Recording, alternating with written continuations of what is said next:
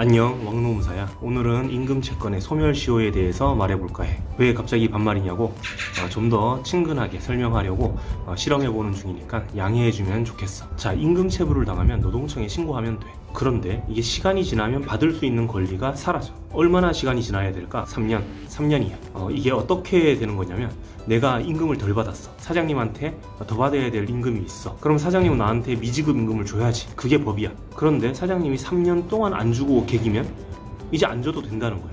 뭐 이런 개법이 다 있냐고. 물론 받을 수 있는 방법이 있어. 소멸시효를 중단시킨 다음에 받는 건데, 그건 좀 이따가 설명해 줄게. 그래서 내가 못 받은 임금이 있으면 미리 계산해서 체크를 해둬야 돼. 언제까지 이걸 받을 수 있는 건지. 한번 계산해서 날짜를 메모해두면 걱정을 덜 수가 있지. 이런 거 모르고 멍하게 있다가 보면 못 받은 임금인데 갑자기 차라락 사라질 수도 있어. 자, 그런데 이 임금채권이 3년 동안 못 받아서 사라지는 경우가 흔할까?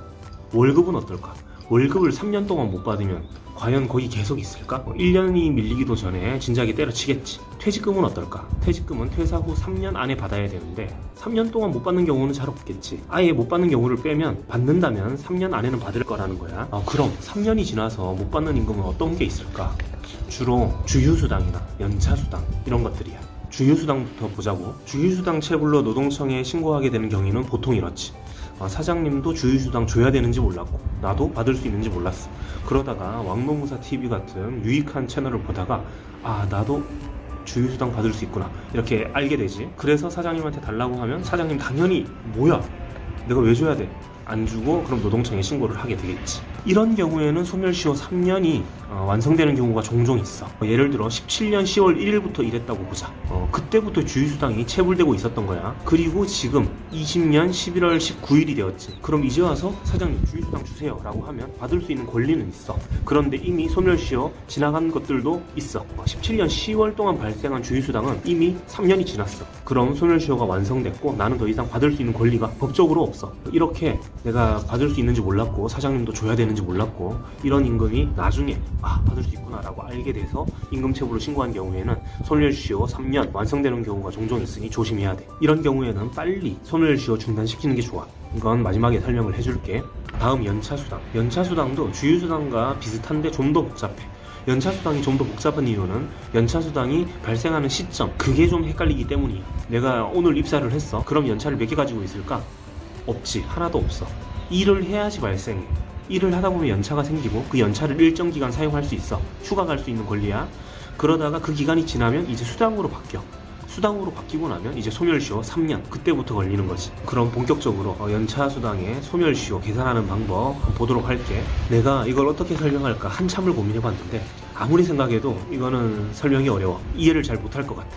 그래서 지금부터 나오는 표를 내가 상세하게 예시를 적어놨거든. 이걸 보면서 한번 이해해보자. 2017년 6월 15일 입사자 기준으로 연차가 어떻게 발생하고 수당으로 언제 전환되고 소멸시효가 언제 완성되는지 계산한 거야. 본인 상황에 맞게 변형해서 보면 될 것 같아. 표를 보면 위에 있는 11개 1일 1일 이렇게 발생하는 게 다 합치면 11일이거든. 이게 1개월 개근할 때마다 하나씩 발생하는 거야. 1년 미만 연차에 해당하지. 그 밑에 있는 15일, 15일, 16일, 16일, 이건 1년 단위로 발생하는 거야. 1분 동안 표가 나올 건데 느긋하게 보면서 이해해보자고.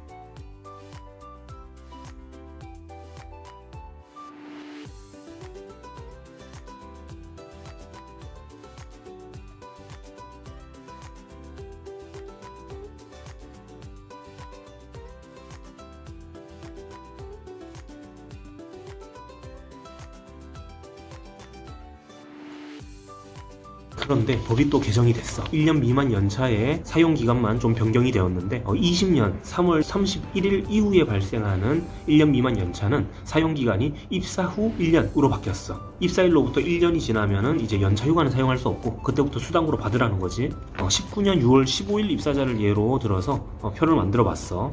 아까보다 2년 뒤에 입사한 사람이지, 이 사람은 1년 미만 연차 중에 마지막 2일이 20년 3월 31일 이후에 발생해.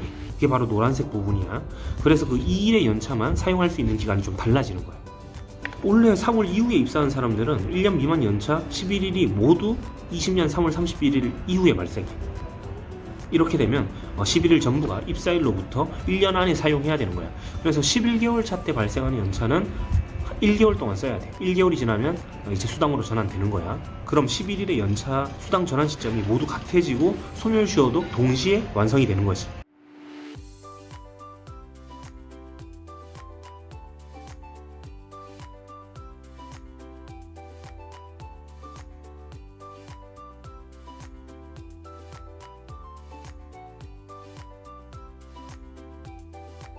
어렵지?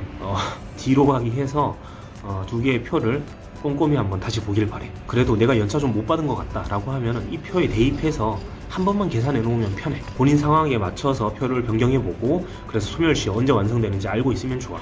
소멸시효뿐만 아니더라도 내가 연차 몇 개 쓸 수 있는지 그런 것들도 알 수 있으니까 한 번쯤 해볼 만해. 그럼 지금부터는 정말 중요한 소멸시효를 중단시키는 방법에 대해서 알아볼게. 3년이 지나면 무조건 다 사라지냐? 그게 아니야. 3년이 지나기 전에 어떤 조치를 하면 중단이 돼. 임금채권의 소멸시효 중단이라고 하는데, 중단 사유에는 재판상 청구나 압류, 가압류, 가처분 및 승인 이런 것들이 있어. 이게 다 뭐야? 민사소송 관련된 것들이라고 생각하면 돼. 그런데 우리가 임금체불 당했다고 해서 다 민사소송하기에는 너무 부담스러운 면이 있어. 오래 걸리고 비용도 들고, 그리고 혼자 진행하기에는 많이 복잡하기 때문에 변호사를 선임하게 되면 또 비용이 많이 들고. 다만 어떤 사건들은 처음부터 민사소송하는 게 나은 경우들도 있어. 근데 대부분 소액 임금체불의 경우에는 노동청에 신고하는 게 가장 효율적이랄까? 그렇지. 그런데 임금채권의 소멸시효를 중단시키려면 이런 민사소송 관련된 것들을 해야 돼. 노동청에 신고하는 건 어떨까? 노동청에 신고하는 거는 그 재판상 청구로 인정되지가 않아. 이것도 내가 어쨌든 이의를 제기했으니까 그게 중단될 것 같지만 그렇지가 않아.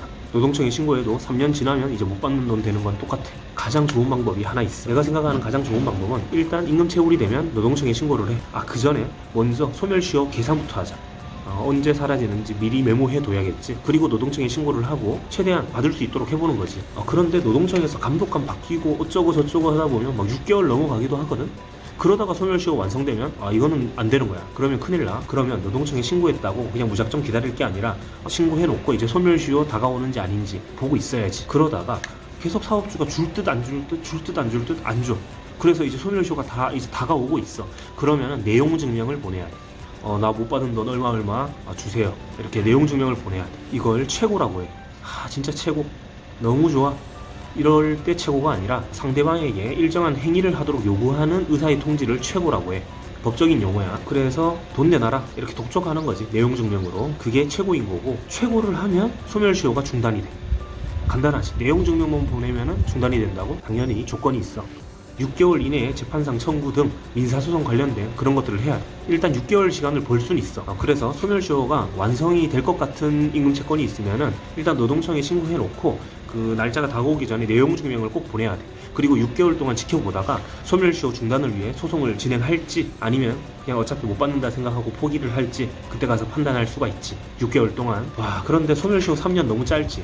민법의 일반 채권이 한 10년 되거든? 근데 왜 임금채권은 3년이야? 너무 열받지.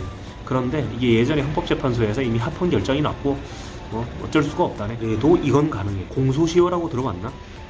형사처벌을 할 수 있는 기간이라고 생각하면 될 것 같은데, 임금체불죄의 공소시효는 5년이야. 민사상으로 내가 돈 받을 수 있는 권리는 3년이 지나면 사라져.